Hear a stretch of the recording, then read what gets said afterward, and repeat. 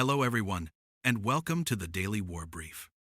Today, Donald Trump is celebrating loudly after the U.S. successfully rescued the pilot from the F-15 fighter jet that was shot down over Iran.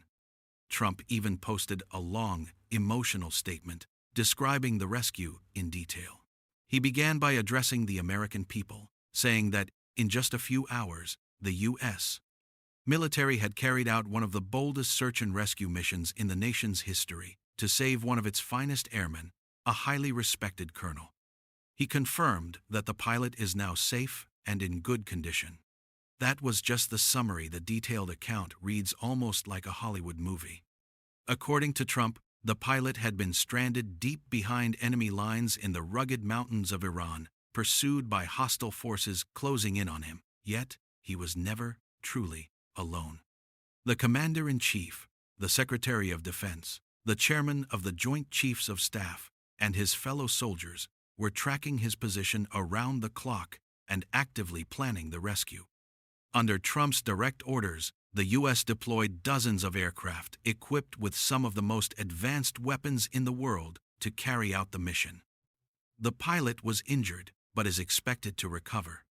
Trump also revealed that another pilot had been rescued the previous day, but the operation was kept secret to avoid compromising the second mission. He described this as the first time in military history that two American pilots were rescued separately from deep inside enemy territory. He emphasized a familiar message: the United States never leaves its soldiers behind. The fact that both missions were completed successfully without any additional casualties, he claimed, proves that the U.S. has achieved complete air superiority over Iran. Trump concluded by calling this a moment of pride and unity for all Americans, Republicans, Democrats, and everyone else, declaring that the U.S. military is the most professional and powerful force in the world.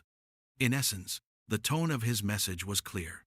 After holding back for so long, this was his moment to respond. Following the rescue, Trump escalated his rhetoric, demanding that Iran surrender. He reiterated his ultimatum: Iran has 10 days to reach an agreement or reopen the Strait of Hormuz, and now only 48 hours remain before what he described as hell would be unleashed.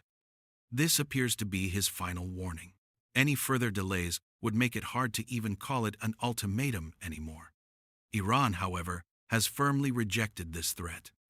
Officials responded with sarcasm, calling it a sign of desperation and weakness. They even turned the message around, suggesting that the gates of hell might instead open for the United States.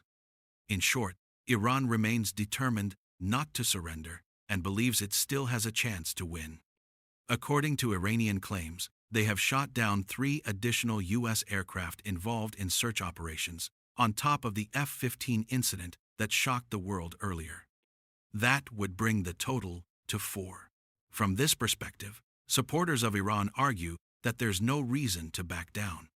The U.S. has long claimed air dominance, but these events suggest Iran is far from an easy opponent.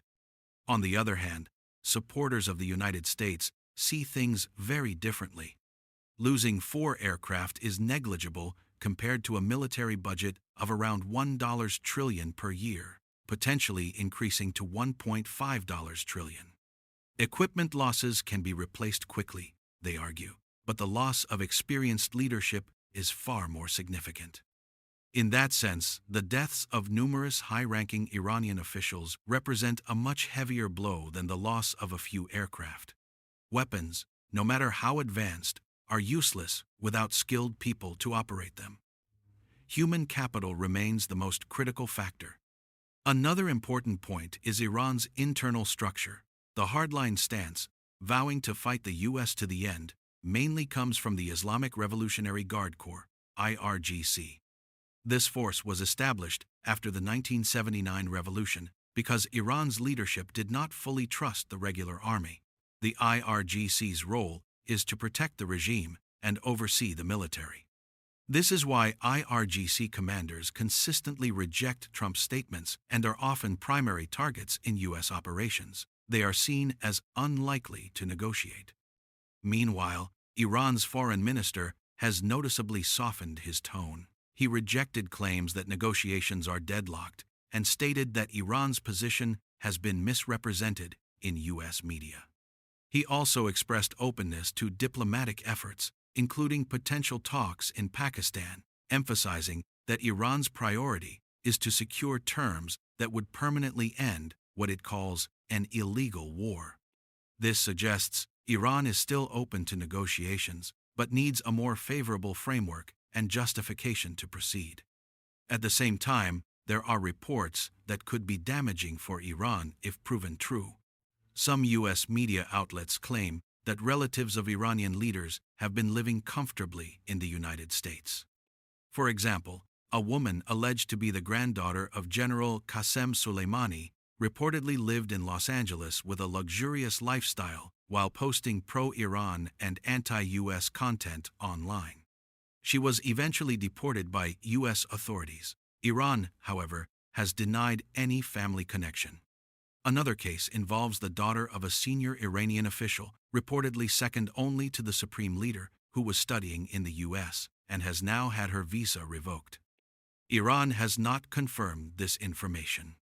If these reports are accurate, they could undermine public trust within Iran. The contrast between anti-U.S. rhetoric and the personal choices of elite families would be difficult to ignore. That said, these remain one-sided claims.